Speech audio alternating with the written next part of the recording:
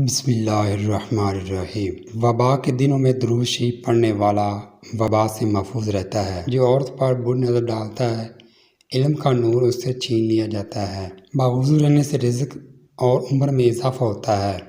اللہ تعالیٰ کے راستے میں 1 روپیہ خرچ کرو گے تو اللہ عز و جل 10 روپے واپس دیتا ہے۔ جو شخص نہار منہ 7 عدد کھجور کھائے، اس پر کبھی جادو اثر نہیں کرے گا۔ جو شخص ہر ہچکی پر کلمہ طیبہ پڑھے گا، اللہ عز و جل اسے موت کے وقت کلمہ نصیب کرے گا۔ کسی اچھی چیز کو دیکھو تو ماشاءاللہ کہو، نظر باز سے محفوظ رہو گے۔ ایک انار کھانے سے دل 40 دن تک منور رہتا ہے۔ ہر مہینے کے پہلے 3 دن شہد چاٹنا بڑی تکلیف سے محفوظ رکھتا ہے۔ اللہ کا نور اللہ کے راستے میں ملتا ہے۔ کھڑے ہو کر پیشاب کرنے سے انسان جلدی مقروض ہو جاتا ہے۔ ہر جمعہ کو صدقہ دینے سے والدین عذاب قبر سے محفوظ رہتے ہیں۔ جس گھر میں محمد کا نام کا بچہ ہوگا، اس گھر میں ہمیشہ خیر و برکت ہوگی۔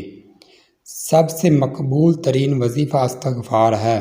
جو چیز یقین اور کامل کے ساتھ اللہ تعالیٰ کے سپرد کی جائے تو وہ کبھی چوری نہیں ہوتی۔ سنت نبوی کے طریقے پر سونے والا کبھی ہارٹ اٹیک کا شکار نہیں ہوگا۔ عاشوراء کے روز کھانا کھلانے سے سال بھر کی رزق میں اللہ تعالیٰ برکت دیتا ہے۔ کھانا کھانے کے بعد انگلیوں سے صاف کرنے سے رزق بڑھتا ہے۔ تیز خوشبو لگانے والی عورت ڈبل گناہ کی مستحق ہوتی ہے، کیونکہ اس نے مردوں کو اپنی طرف متوجہ کرنے کا سامان پیدا کر دیا ہے۔ جس کا دل سخت ہو وہ مسکین کے سر پر ہاتھ پھیرا کرے اور یتیموں کو کھانا کھلایا کرے۔